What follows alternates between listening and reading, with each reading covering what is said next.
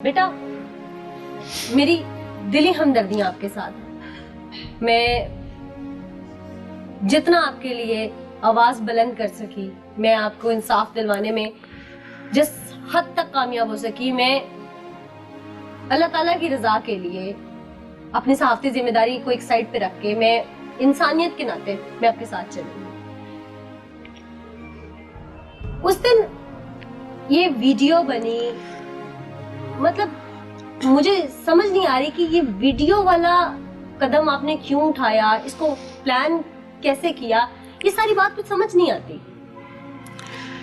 पापा जो से ना 5-6 माह से मुझे बहुत परेशान कर रहे थे, बहुत ही ज़्यादा।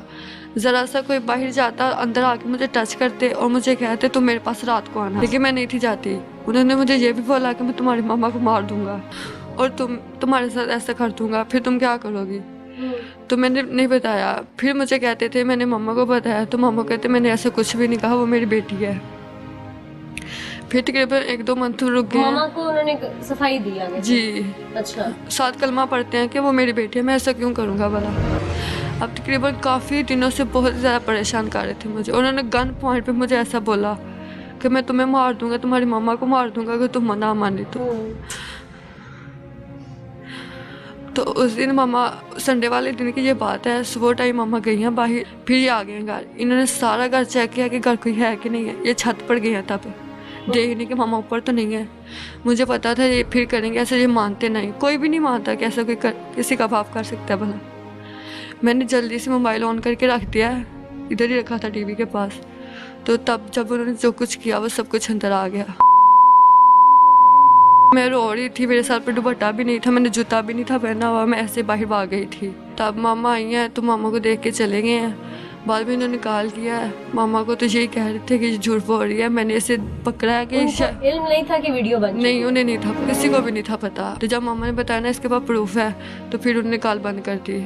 तो अब ये धमकियाँ दे रहे हैं कि मैं तुम्हारी बेटी को मार दूंगा, केस ना वापस लिया तो। आपके वाले साहब पुलिस में भी नौकरी करते हैं? जी, कांस्टेबल हैं पुलिस। कांस्टेबल है। आपने पुलिस में रिपोर्ट किया? जी किया था। पुलिस ने क्या सुलूक किया? उन्होंने पर्चा तो काट दिया था, लेकिन वो गए नहीं उधर, जमानत करवा ली अपनी। पुलिस ने इतना टाइम दिया उन्हें जमानत कराने के लिए? भागे में हमें धमकियाँ दे रहे हैं कि मैं ऐसा सब कुछ कर लूँगा, अगर मेरी नौकरी चली गई तो तुम इसमें किसी को भी नहीं छोड़ूंगा। अब हम बाहर भी नहीं जा रहे, ना हम पढ़ने जा रहे हैं, सब कुछ खराब हो गया, तबाह हो गया। बाप तो सभी को बहुत अच्छे से रहते हैं, लेकिन ये ऐसे थे कि छोटे बहन भाइयों से बहुत सख्ती से रहते थे, अजीब नज़रों से मिस देखते थे। इतना मुझे बहुत ज़्यादा अजीब लगता था जब ये ऐसे थे। उस दिन भी इन्होंने मुझे ऐसा बोला, तुम्हें कितने हज़ार पैसे चाहिए तो मुझे बताओ, तुम्हें 10,000 चाहिए, 50,000 चाहिए, जितने चाहिए मुझे बताओ, मैं तुम्हें दूंगा। मैं हर 8-10 दिन बाद मैं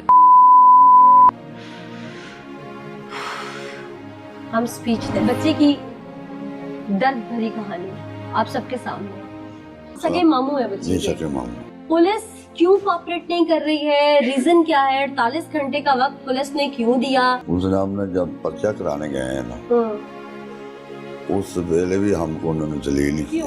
क्यों कभी इधर जाए जी, कभी ये दिखाएं भाई। और जो फिर हमने वीडियो बनाई ना बच्ची ने, वो दिखाई, फिर उन्होंने पर्चा दर्ज किया, फिर आखने पकड़ो, ये पकड़ लेंगे, हमारा काम है। फिर भी कोई नहीं पकड़ा उन्होंने पैसे खा लिए। पूरी पुलिस को समझते, पूरा डिपार्टमेंट उसको कोऑपरेट कर रहा है या कोई एक बंदा? मतलब एक कांस्टेबल को क्यों पूरा डिपार्टमेंट कोऑपरेट करेगा उसके साथ? कुछ तरह क्यों? देखिए उनके ना तल्लुकात भी बहुत ज्यादा हैं पुलिस के साथ। ऐसा ही है, वो उनको उनके दोस्तों को मिलके वैसे ही आ जाते हैं। तो हमें कहते हैं कि हमें वैसे मिलके हमें छानबीन करके आए उधर से, लेकिन हमें पूरा डाउट है कि वो उनके साथ मिल चुके हैं। उसने अभी तक तो कुछ नहीं किया, बादशाह को पकड़ नहीं पाई। अभी तक एक रेड की है, 2 दिन बाद जाके की है। इनको उसी दिन करनी चाहिए थी। 2 दिन के बाद? जी, 48 घंटे के बाद। जी। पापा का नंबर भी चल रहा है अभी तक। जी, वो चल रहा है, तो वो भी इन्होंने ट्रेस नहीं किया इन्होंने अभी तक। अच्छा, यानी कि इस तरह धड़ल्ले से वो शख्स रह रहा है कि उसको यकीन है कि उसके पेटी भाई उसे बचा लेंगे, और वो दंदनाता फिर रहा है। इतनी बड़ी बर्बरियत और जुल्म ढाने के बाद भी मेरा ख्याल है कि शायद वो इंसान कहलाने के लायक नहीं है। रिश्ते नाते तो बहुत दूर की बात है, बाप का तो रिश्ता बहुत मुकद्दस होता है जो कि उसने पामाल कर दिया। आप भी बेटी के बाप? जी बिल्कुल बाप है। ये पूरा मोहल्ला ही सुबह दहशत में फैला हुआ है। मोहल्ले में बाप भी जो घर जाता शर्माता है कि बच्चों के सामने क्या वो करे, इसको ये बच्चे ने जो हरकत की है इसको लायक ही नहीं है इसको कि माफ़ किया जाए किस तरह से। जो मेडिकल का अभी पता चला रिपोर्ट का, वो जो लेडी डॉक्टर है उसको भी सजा होनी चाहिए। जो इस मामले को लिंगर ऑन करने में सबको मालूम होना चाहिए। सरेआम उनको रोडों से पत्थरों से मार जाए। जो हुक्म इस्लाम में है कि जो ना करे उसको संसार किया जाए, वो सरेआम संसार किया जाए। जब बाप शैतान हो जाए, इससे बड़ा कोई बड़ा शैतान नहीं है। ये वाकया, ये अफसोसनाक वाकया, इसकी जितनी मज़म्मत की जाए वो कम है।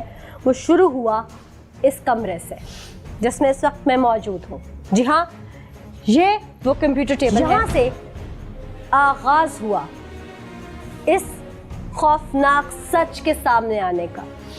यहाँ से वो क्लिप रिकॉर्ड किया गया। ये वो जगह थी बिल्कुल, चूँकि एन कंप्यूटर टेबल की जो ये दरमियानी हिस्सा है ये बिल्कुल उस बेड के सामने। यहाँ पर अगर वीडियो कैमरा या मोबाइल फ़ोन रखा जाता जैसे कि रखा गया, वो एक एक विजुअल रिकॉर्ड कर सकता था बिल्कुल ठीक तरीके से कि यहाँ पर क्या होता है। उस दिन भी कुछ ऐसा ही हुआ। घर में मासूम हवा की बेटी, जो कहने को उस दरिंदे की भी बेटी थी लेकिन उसने शायद उसकी इज्जत का पास ना किया, वो यहाँ मौजूद थी और उसे अंदाज़ा था कि मैं अकेली हूँ, मेरी इज्जत पे हमला वो शख्स कर सकता है जो मुझे दुनिया में लाने का सबब है, जो मेरा बाप है। मैं उसके साए में यहाँ पर महफूज नहीं हूँ। यहाँ पर बच्ची बैठी हुई थी और उसने जब ऑन करके रखा, उसका वो दरिंदा सिर्फ 100 कोल्ड बाप, मैं उसे बाप नहीं मानती क्योंकि उसने उसकी इज्जत के साथ जो कुछ किया। मैं आला सतह पर अपील करूँगी कि इसको ऐसी खौफनाक सज़ा दी जाए ताकि आज के बाद कोई भी ऐसा सोचते हुए कांपे। ब्रेक पे जाने से पहले कहा था कि हम बात करेंगे उस मुतासिरा बच्ची से जिसके साथ ये बर्बरी ढाई गई, लेकिन उससे पहले मुझे उस बच्ची से बात करने से फिल वक्त रोक दिया उन आंसुओं ने, उस दर्द की सिसकियों ने जो एक माँ के दिल से निकल गई। बीवी रह के अपना घर बर्बाद तो आंखों के सामने होता देखा ही देखा, अपने शौहर की सफाके देखी, माँ होने के नाते उसकी बेटी पे जो गुजरी वो किस कर्ब में मुब्तला है उसका अजाला हम नहीं कर सकते, लेकिन चूंकि ये गुफ्तगू इन लोगों से रस्मी करनी इसलिए जरूरी है कि वो जानवर अभी भी दंदनाता फिर रहा है, उसे कैफे किरदार तक पहुंचाना है और जब तक जिन पर बीती होती है मुदई स्टैंड नहीं करता तब तक केस कमजोर हो जाता है। ये हमारी कानूनी पेचीदगियां है, इसलिए हम भी मजबूर होकर जरूर बात करते हैं और सच को सामने लाने की हर मुमकिन कोशिश करते हैं।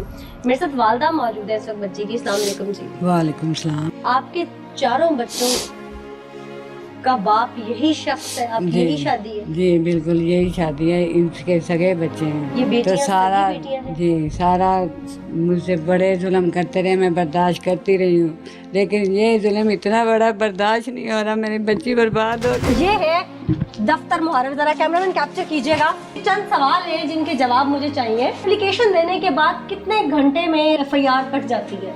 फौरी दे दी थी एफआईआर। संडे था उस दिन, तो मैं वैसे लीव पे था जी। तो फिर आप कैसे कह सकते हैं जल्दी हो गई थी? लेकिन जल्दी हो जाती ना, बाद में आके मैंने देख लिया था ना। अच्छा, कितनी देर में हो गई थी अंदाजन एप्लीकेशन आने वो की? मैं चेक कर लेता हूँ, करके बता दें। अच्छा, बड़ी बात है। वैसे उस दिन ये छुट्टी पे थे, आज वो दर्ज करने वाला छुट्टी पर है। चेक करके किस पे है? आप जितना भी चेक कर ले। अभी मैं एफआईआर फ्रंट डेस्क उधर है ना। चले हम उधर ही आ जाते। क्या बात है, वैसे उधर से इधर, इधर से उधर चक्कर तो 17 को एप्लीकेशन आई और 17 को ही इसका मुकदमा दर्ज हुआ। अच्छा, किस दिन आई? 17 को दिन क्या था? 17 को ही एप्लीकेशन आई है और संडे को। अच्छा, और उसी दिन मुकदमा दर्ज हो गया? जी हो गया। और उसके बाद मुलजिम अभी तक गिरफ्तार नहीं हुआ। एसएचओ साहब यहाँ से रफू चक्कर, तफ्तीशी साहब को जैसे हमारा पता चला वो यहाँ से उन्होंने भागने में आफियत जानी। मुहर्रर साहब के बकौल वो उस दिन छुट्टी पे थे, लेकिन एप्लीकेशन जो है वो जैसे ही आई मुकदमा दर्ज हो गया। और जहाँ तक मेरे नॉलेज में है कि जो कुछ हुआ उस दिन, उस बच्ची की कहानी हमने उसकी ज़ुबानी भी आपको सुनवाई, अहले इलाका ने भी चीख चीख के बताया, उस बेबस माँ ने भी बताया, पुलिस के अफसरान, ये एसएचओ, तफ्तीशी, ये सब तो भाग गए। शायद अगर मुहर्रर साहब के बस में होता तो इनको हमारा पता चलता तो ये भी भाग जाते।